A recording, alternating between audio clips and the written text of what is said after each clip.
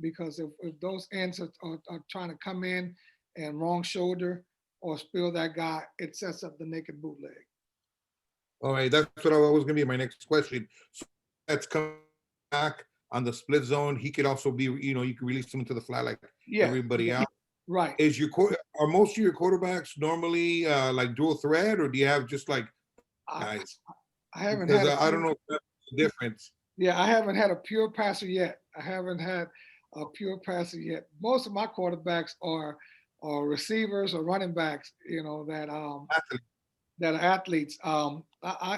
Two things that hopefully before I retire, I have a big running back and a pure passing quarterback. If I could ever get one of those, I would love to see what that feels like, what that lifestyle is like. But no, most of our quarterback, this system that we use, the quarterback I had last year, Shamar Smith, won every possible award possible, and we went 15-0, won the state championship, and it's a quarterback built offense. The offense is built for the quarterback. Last year with my young quarterback, who was a first year starter, we didn't really give him total control. We kind of we restricted him on some things. This year, hopefully, we can unleash him and do a little bit more with him with his legs and with his body. But it's a quarterback friendly offense. It's an athletic quarterback friendly offense. Coach. Yeah, Questions, Coach. but mostly go. What is it that you're looking for? You got it. Yeah, the mobile. Yeah. My next question, Coach, Go ahead, Coach. is you talk about the bang and bend, right? Yes, sir. An outside zone. Are you also teaching like a bounce, like all the B words, or No, anything like that?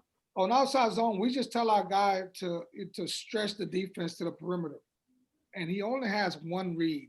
He's only reading the end man on line of scrimmage. If the end man on line of scrimmage beats my tackle or my tight end over the top, then he cuts it immediately. He cuts it and tries to get positive yards. If we can reach that guy, if we can reach that guy, and we have a path, then we're telling them just take it as far as it can. Most of those times, defensive guys coming downhill, the percentages are high for them making that tackle. So on outside zone, we're really teaching them to attack the outside leg of the end man on line of scrimmage. If he's over the top, then put the foot on the ground and cut it up. If he gets a good hook, then just keep coming. And that any run that gives me 5 yards, I'm good with. I'm good with any run that gives me 5 yards. How do I feel about quarterback run design? I love it. I love it. I love quarterback run designs.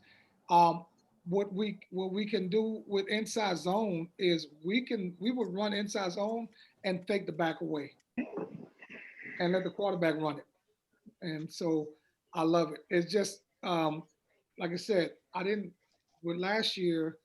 If I had my other quarterback film up, you'll see it more. But last year I didn't do it as much because we were like playing spades. We had one book and a possible, so we had one quarterback and a possible. So therefore, we didn't want him to get a lot of hits. We didn't want him to get banged up a lot. That's why I asked, because I know you kind of try to limit his hits, but sometimes your quarterback's probably a guy. So I know Oh, he is a guy. He's a guy, and like I said, this year he's gonna have to be more of a guy.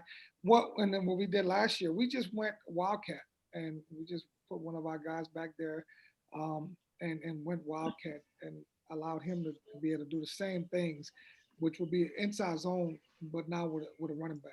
this is You know, probably going to be the first year where I'm going to have to have a dual quarterback uh, system. I have a special athlete who plays strong safety linebacker for us. He's going to right, be a sophomore. right. And then I have two freshmen who are, Coach, I think what I found out about those kids, man, they're all nervous until they get hit. After they get hit a couple of times, then the game kind of slows down for them and all that. And just let them be able to get hit every once in a while, not too much, but plays that that everybody falls for jet sweep power. Everybody still falls for jet sweep power and just replace the B gap. You know what I'm saying?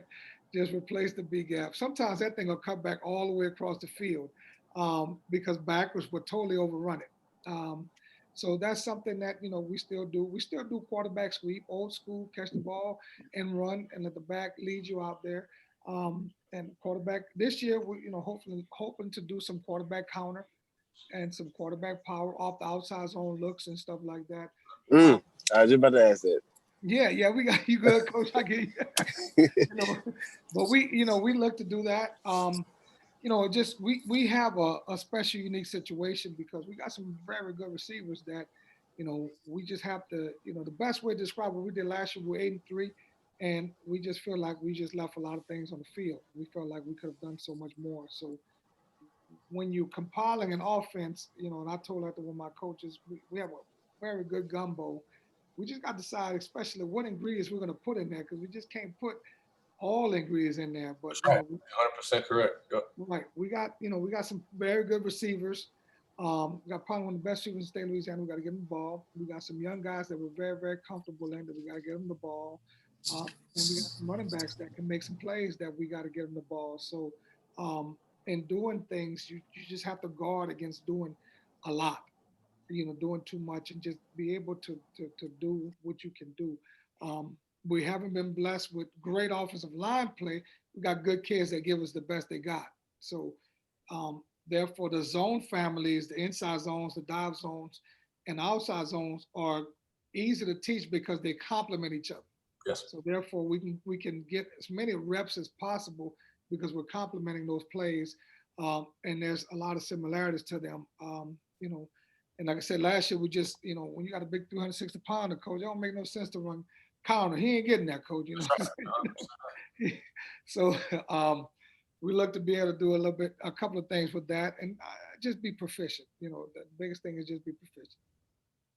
Coach Collins said he loves y'all's outside zone with the RPO y'all did this year. Yeah, we did a good job with it, and basically getting movement, getting those guys.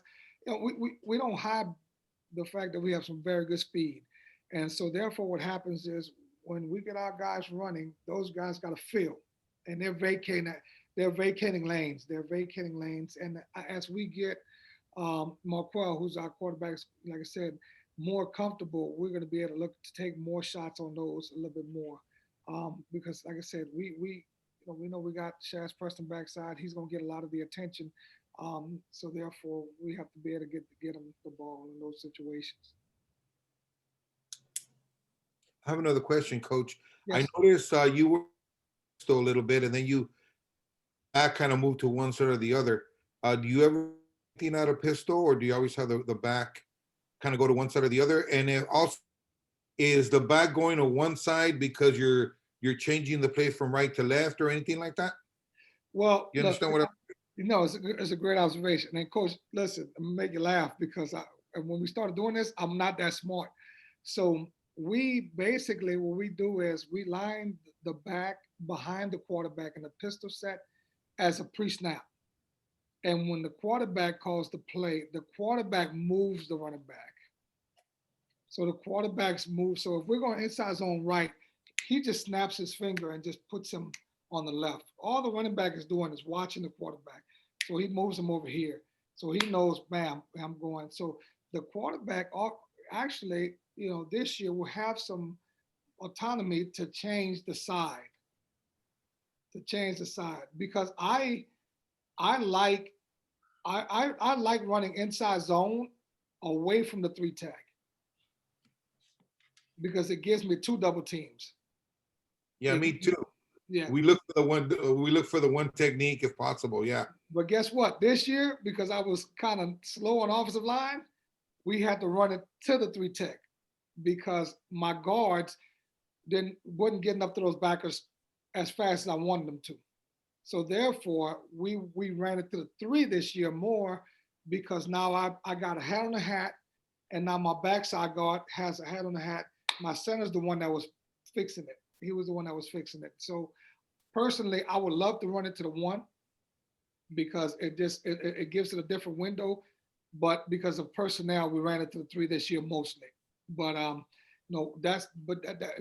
if we get once we get our quarterback a little bit more coached up, then we're going to be looking to check and check out the line of scrimmage, find the 3. So I imagine you got a 3 technique away from the back then, because a lot of teams saw the backs Yeah, If the back's on my right, we're gonna go 3 to, that's why, yeah, exactly. we do the same thing, Yeah, coach. yeah, exactly. Everybody play But with you that. know, Thank not, you. you know, that was something that we were able to do. So therefore, in the past, that's why we went to the pistol. And this year we didn't do it as much because in the pistol now we would change it and we'll do it at the last second and to put ourselves in the best possible situation. The tight end or the wing back, his job is easy. His job on split zone is easy. He's gonna always get the end man away from the play. So if we call it and he's to the right and we call it to the left, he has what we call an IO block, inside out. He's just gonna go, it's just basically old trap. He's gonna go to the guard and kick back out, and then we get flow and look for cutback. So it's very similar.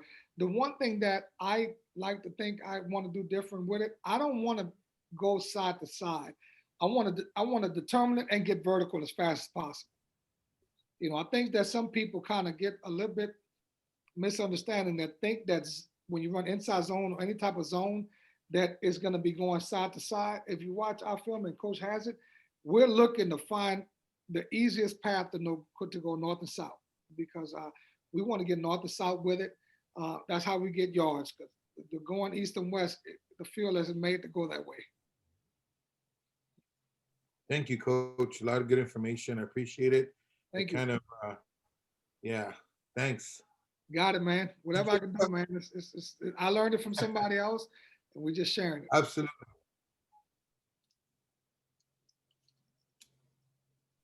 All right, guys.